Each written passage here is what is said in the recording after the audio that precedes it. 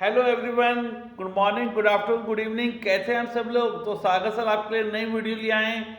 कौन सी क्लास के लिए? क्लास 9 के लिए। कौन सा सब्जेक्ट? साइंस। कौन सा चैप्टर? Atoms and molecule. तो चलिए जल्दी से स्टार्ट करते हैं अपनी नई वीडियो को। जल्दी से सारे बच्चे जुड़ जाइए मेरे साथ। अगर आपने सब्सक्राइब वाला बटन नहीं दबाया तो अभी दबा दीजिए और कम से कम 5 बच्चों को शेयर जरूर कर दीजिए। सागर सर की नई वीडियो आ गई है एटम्स एंड मॉलिक्यूल्स के साथ। बहुत जल्दी से स्टार्ट करते हैं अपना साइंस का नया चैप्टर एटम्स एंड मॉलिक्यूल्स। चलिए। बच्चों, मैटर क्या चीज है? मैटर एक आपका पदार्थ बोला जाता है हिंदी में। ठीक है, क्या बोला जाता है? पदार्थ। ठीक। क्या किन चीजों से मिलके बनता है आपका मैटर? मैटर आपका छोटे छोटे पार्टिकल से मिलके बनता है, जिन्हें क्या बोलते हैं हम लोग? Atoms and molecules. क्या बोलते हैं? Atoms and molecules, right. तो इसके ऊपर बच्चों हम कुछ लॉज पढ़ते हैं, जिसमें आपका पहला लॉ है law of conservation of mass, या फिर law of conservation of matter. ठीक है। क्या बोलता है ये बोलता है जो टोटल मास है रिएक्टेंट और प्रोडक्ट का, वो हमेशा इक्वल रहना चाहिए। और जाहिर सी बात भी है, आपने दो चीज आपस में मिलाई तो जो उसका टोटल मास है वो आपका प्रोडक्ट के मास के इक्वल होना चाहिए। होना चाहिए, नहीं होना चाहिए? होना चाहिए। ठीक है। तो ये जो लॉ था वो किस साइंटिस्ट ने दिया? ये लॉ दिया लोवाइजर ने। ठीक है, किसने? लोवाइजर ने दिया 1774 में। एमसीक्यू में क्वेश्चन पूछा जाएगा। अब मेरे सारे बच्चे याद कर लेंगे इसे। ठीक है, फिर ये छोड़ के आएंगे नहीं। Very good. तो जैसे आपका एग्जाम्पल है बच्चों, decomposition of calcium carbonate CaCO3। इसका अपना मास होता है 100 ग्राम।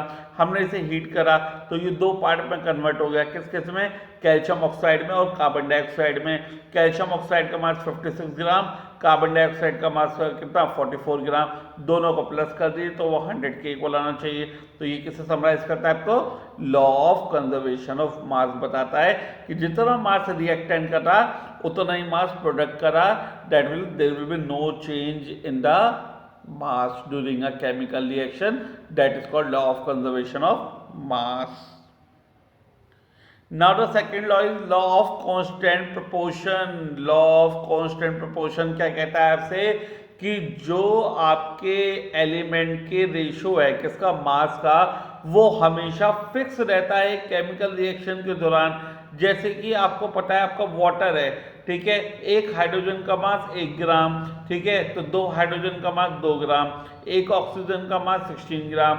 दोनों का रेशो निकालिए, 2:16 यानी 1:8 हमेशा कांस्टेंट रहना चाहिए एक पर्टिकुलर कंपाउंड के लिए, वो है आपका वाटर। तो ये लॉ आपका किसने दिया? 1779 में प्राउस्ट साइंटिस्ट ने दिया। किसने दिया? प्राउस्ट, 1779 में। तो मेरे सभी बच्चों को पता है और पेपर में गलत होने का चांस ही नहीं है। ठीक है। मैंने आपको दूसरा एग्जांपल लेके दिखाया। कौन सा? अमोनिया। अमोनिया का फॉर्मूला क्या होता है बच्चों? NH3। क्या होता है? NH3। N for nitrogen, H for hydrogen. तो नाइट्रोजन का मास कितना होता है? 14 ग्राम या 14 यूनिट। हाइड्रोजन का कितना होता है? एक का होता है 1, तो 3 का हो गया कितना? 3। तो यानी 14:3 नाइट्रोजन और हाइड्रोजन का क्या होगा? रेशो होगा अमोनिया में। सभी बच्चों याद रखेंगे। चलिए, बहुत अच्छी बात है। अगले पेज पर आ जाते हैं। Now Dalton atomic theory. बच्चों इंपॉर्टेंट है, पेपर में आती है, अच्छे से याद कर लेंगे, एक एक वर्ड याद कर लेंगे। ठीक है, मैं याद कराता हूं आपको। जॉन डेल्टन ने अपनी थ्योरी दी। जॉन डेल्टन ने अपनी थ्योरी दी किसके ऊपर? मैटर के ऊपर। कुछ पॉइंट्स दिए उसने, आगे जाके कुछ पॉइंट्स उसके गलत भी हो गए। लेटर अ पार्ट पहले उसके पॉइंट्स पढ़ लेते हैं, क्या क्या पॉइंट्स दिए इस जॉन डेल्टन ने। पहला पॉइंट दिया इसने क्या? All matter is made up of very small particles called atom. तो सारे जो मैटर है वो छोटे छोटे पार्टिकल से मिलकर बनता है, जिन्हें हम क्या बोलते हैं? एटम बोलते हैं। एटम को फर्दर डिवाइड नहीं करा जा सकता, तोड़ा नहीं जा सकता। Atoms can neither be created nor be destroyed. ना एटम बनता है ना डिस्ट्रॉय होता है। ऐसा कैसा हो गया? पर ऐसा ही पॉसिबल है, ऐसा ही हुआ है। ठीक है। इसके बाद atoms of the same element are identical in every respect whether it is mass size and chemical property. यानी एक एलिमेंट के अंदर सपोज करो दो एटम है, तो दोनों का साइज भी सेम होना चाहिए, मास भी सेम होना चाहिए, केमिकल प्रॉपर्टीज भी सेम होना चाहिए। पर ऐसा नहीं है, आगे जाके हम लोग पढ़ेंगे। Atoms of the different element differ in mass size and chemical property, ऐसा भी नहीं है, ये भी हम आगे जाके पढ़ेंगे। The number and kind of element in a given compound is fix. ये बात तो डिट्टो सही है कि एक कंपाउंड में जितने एलिमेंट होंगे उनके अंदर जितने कंपाउंड होंगे, क्या होंगे, एटम्स होंगे। एक कंपाउंड में जितने एलिमेंट्स होंगे उनके अंदर जितने एटम्स होंगे और किस किस तरीके के एटम्स होंगे वो फिक्स होंगे। ठीक है, वो क्या होंगे बच्चों, फिक्स होंगे। और ये बात 100% सही है। नौ खामियां निकल गई, काम करा है तो खामियां तो निकलेंगी, जिन्हें क्या बोलते हैं हम, ड्रॉबैक्स। तो कमियां निकल गई, ड्रॉबैक्स निकल गए, लिमिटेशंस हो गई। पेपर में ड्रॉबैक्स आए, लिमिटेशन आए, आपको यही लिखने 3 पॉइंट। क्या क्या, एटम्स को फर्दर डिवाइड किया जा सकता है, किस किस में, इलेक्ट्रॉन में, प्रोटॉन में, न्यूट्रॉन में। किस किस में, इलेक्ट्रॉन में, प्रोटॉन में और न्यूट्रॉन में डिवाइड किया जा सकता है। अब जो सेम आपके एटम्स हैं, जो आपके सेम एटम्स हैं, उनका मास भी अलग हो सकता है, साइज भी अलग हो सकता है, प्रॉपर्टीज भी अलग हो सकती हैं। Atoms of the different element can have the same mass. जो दो एलिमेंट आपके अलग अलग हैं उनका मास भी सेम हो सकता है। ये कि क्या निकल गई, कमियां निकल गई, किसकी, जॉन डाल्टन के पोस्टुलेट्स की। ठीक है, अब इसके बाद हम लोग अपना टॉपिक पढ़ते हैं एटम्स। कौन सा टॉपिक पढ़ते हैं हम लोग, atom. What is the atom, that is the smallest particle of an element that can take part in a chemical reaction.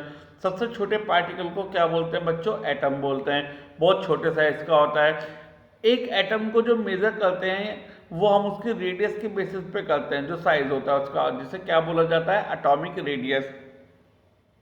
एक एटम का जो साइज होता है बच्चों, वो एटॉमिक रेडियस के बेसिस पे क्या होता है, मेजर होता है। ठीक है, और एटॉमिक रेडियस जो होती है वो किस में मेजर होती है, एक एटम की नैनोमीटर में। किस में मेजर होती है, नैनोमीटर में। 1 नैनोमीटर किसके इक्वल होता है, 10 की पावर -9 मीटर के। 1 नैनोमीटर किसके इक्वल होता है, 10 की पावर -9 मीटर के। मेरे सभी बच्चे याद रखेंगे, आगे जाके काम आएगा बच्चों, जरूर याद रखिएगा। 1 नैनोमीटर किसके इक्वल होता है, 10 की पावर -9 मीटर के। तो सबसे छोटा जो एटम होता है, आपसे पूछा जा सकता है बच्चों, जो सबसे छोटा एटम होता है वो आपका स्मॉलेस्ट एटम कौन सा होता है, हाइड्रोजन होता है, जिसका साइज 0.037 नैनोमीटर होता है। ठीक है, वो इतना छोटा होता है जो आपके पावरफुल ऑप्टिकल माइक्रोस्कोप से भी नहीं देखा जा सकता। समझे सही बच्चे। ठीक, तो इसके बाद कुछ सिंबल दिए गए एलिमेंट के। क्या दिए गए बच्चों, सिंबल दिए गए। कौन कौन से सिंबल थे, पहले जॉन डाल्टन ने अपने सिंबल दिए, जिनके नाम से, क्या नाम था वो, डाल्टन सिंबल ऑफ एलिमेंट। तो ये जो आपको पिक्टोरियल रिप्रेजेंटेशन दिखाई दे रही है अपनी स्क्रीन पे बच्चों, तो यही सब आपको रिप्रेजेंट करना है, पेपर में बनाने के लिए आ जाते हैं। Regarding hydrogen, carbon, oxygen, phosphorus, sulphur, platinum, iron, copper, silver, gold, lead and mercury. तो आप लोग बना के देखेंगे, अपने कॉपी में नोट डाउन करेंगे, और ऐसे ही अगर डाल्टन सिंबल आए तो आप ऐसे ही बना के आएंगे। इसके बाद बच्चों आए मॉडर्न सिंबल ऑफ एलिमेंट। ये मॉडर्न सिंबल है जो आज के टाइम में चलते हैं, राइट। ये किसने दिया आपके, ये आपके बर्जीलियस साइंटिस्ट ने प्रपोज करे, यानी कि दिए। कौन से साइंटिस्ट ने, जैकब बर्जीलियस साइंटिस्ट ने दिए। ठीक, ये आपके मॉडर्न सिंबल हैं जो आज के टाइम में इस्तेमाल होते हैं। जैसे हाइड्रोजन का H, हीलियम का H, लिथियम का Li, बोरोन का B, कार्बन का C, नाइट्रोजन का N, ऑक्सीजन का O, फ्लोरीन का F, नियॉन का Ne, मैग्नीशियम का Mg, एल्यूमिनियम का Al। राइट स्टूडेंट, आगे देखते हैं क्या है। सिलिकॉन का Si, फॉस्फोरस का P, सल्फर का S, क्लोरीन का Cl, आर्गन का Ar, कैल्शियम का Ca, निकल का Ni, जिंक का Zn, ब्रोमीन का Br, क्रिप्टन का Kr। so these are the modern symbol of element which we write for our study, right। तो इसके बाद कुछ जो आपके जो सिंबल थे वो कुछ लैटिन नेम से लिए गए हैं, जिनको आपको याद करना होगा। जैसे आपका सोडियम है, आप तो बोलोगे सर एस से स्टार्ट हो रहा है, नहीं, पर उसका सिंबल होता है Na। पोटेशियम है के, आयरन है Fe, कॉपर है Cu, सिल्वर है Ag, गोल्ड है Au, मरकरी है Hg, लेड है आपका Pb, टिन है आपका Sn। तो ये जो है आपके लैटिन नेम से लिए गए हैं सिंबल, जैसे Na का होता है नेट्रियम, K का होता है केलियम, Fe का होता है ferrum, cuprum, argentum, aurum, hydrogen, plumbum and stannum. तो यहाँ से इनके ये आपके लैटिन नेम से सिंबल लिए गए हैं इन एलिमेंट्स के। उसके बाद बच्चों आपको याद करना है फुल फॉर्म ऑफ IUPAC। कभी कभी पेपर में आधे नंबर में पूछ ली जाती है what is the full form of IUPAC, और आपकी 10th क्लास में भी काम आएगी, तो आपको याद होनी चाहिए। IUPAC की फुल फॉर्म होती है बच्चों international union of pure and applied chemistry. क्या होती है? International union of pure and applied chemistry. ठीक है, the name and the symbol of all elements are approve by IUPAC। ठीक है, तो ये जो आपके नेम है कंपाउंड के और उनके सिंबल है वो सब किसने अप्रूव करे हुए हैं? IUPAC ने अप्रूव करे हुए हैं। ठीक है, now the atomic mass of some elements. अब हम एटॉमिक मास याद करेंगे अपनी वीडियो के थ्रू, आप लोग कॉपी में नोट डाउन करके याद करिएगा बार बार देख देख के। हाइड्रोजन का होता है 1 यूनिट,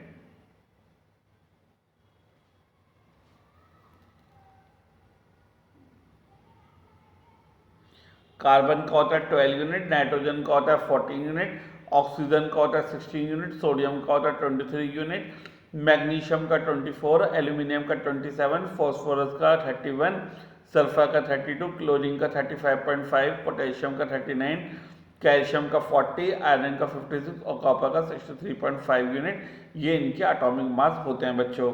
और अगर इसके अंदर नंबर ऑफ एटम अगर बढ़ जाएंगे किसी भी मॉलिक्यूल में तो क्या होगा? उस उतने एटम्स की मल्टीप्लाई हो जाती है। 1 यूनिट किसके ग्राम के इक्वल होता है? 1 यूनिट आपका 1.66 इंटू 10 की पावर -24 ग्राम के इक्वल होता है। ये आपको पता होना चाहिए बच्चों। तो एक सिंबल की क्या सिग्निफिकेंस होती है, क्या इंपॉर्टेंस होती है, एक सिंबल से आप क्या क्या चीज़ें बता सकते हो, ये बहुत समझने की चीज़ होगी। एक सिंबल से आप एलिमेंट का नाम बता सकते हो, एक सिंबल से आप ये बता सकते हो कि उसके अंदर कितने एटम प्रेजेंट हैं, ठीक है, और उसका मास कितना है। तो बहुत ज़्यादा क्या होती है? इंपॉर्टेंस होती है किसी भी एलिमेंट के सिंबल की। अब हाउ डू एटम्स एग्जिस्ट? आपका एक एटम कितनी चीज़ों फॉर्म्स में एग्जिस्ट करता है? पहला आपका जो एटम है वो मॉलिक्यूल के फॉर्म में एग्जिस्ट करता है। एक मॉलिक्यूल क्या होता है? ये इलेक्ट्रिकली न्यूट्रल ग्रुप होता है, यानी इसके ऊपर कोई चार्ज नहीं होता, ग्रुप होता है 2 या 2 से ज़्यादा एटम का जो केमिकली बॉन्डेड होते हैं आपस में। बॉन्ड क्या होती है? फोर्स ऑफ अट्रैक्शन होती है जो 2 या 2 से ज़्यादा एटम को क्या करके रखती है? होल्ड करके रखती है, उसे बॉन्ड बोलते हैं। तो ज़्यादातर जो एटम है वो किस बॉन्ड से जुड़े रहते हैं? कोवलेंट बॉन्ड से जुड़े रहते हैं। किस बॉन्ड से जुड़े रहते हैं? कोवलेंट बॉन्ड से जुड़े रहते हैं। Molecules of elements, molecules of elements का बच्चों क्या मतलब है कि ये जो मॉलिक्यूल है इसके अंदर जो आपके एटम होंगे वो सेम एटम होंगे। इसके अंदर जो एटम होंगे वो आपके सेम एटम होंगे। जैसे आपका हाइड्रोजन है, नाइट्रोजन है, ऑक्सीजन है, क्लोरीन है, फॉस्फोरस है, सल्फर है। इसके अंदर अगर आप अपनी स्क्रीन पर देख रहे हो तो इनके अंदर जो एटम्स हैं वो सेम एटम्स हैं। तो that is called molecule of element, यानी ये मॉलिक्यूल हैं पर इनके अंदर सेम एटम्स आपके प्रेजेंट हैं। ठीक है, इसके बाद टॉपिक पढ़ते हो आप एक एटॉमिसिटी। ये एटॉमिसिटी क्या चीज़ है? एटॉमिसिटी का मतलब है एक मॉलिक्यूल जो एलिमेंट का जो एक मॉलिक्यूल है उसके अंदर कितने एटम्स आपके प्रेजेंट हैं। ठीक है, एक मॉलिक्यूल के अंदर, ठीक है, कितने नंबर ऑफ एटम्स आपके प्रेजेंट हैं ये बताती है उसकी atomicity. The number of atom present in one molecule of element is called its atomicity, right. For example monoatomic यानी एटॉमिसिटी 1, जिनके अंदर कितने एटम्स होंगे? 1 एटम होंगे। जैसे sodium, magnesium, aluminium, copper, iron, तो इन सब की एटॉमिसिटी कितनी होगी बच्चों? 1।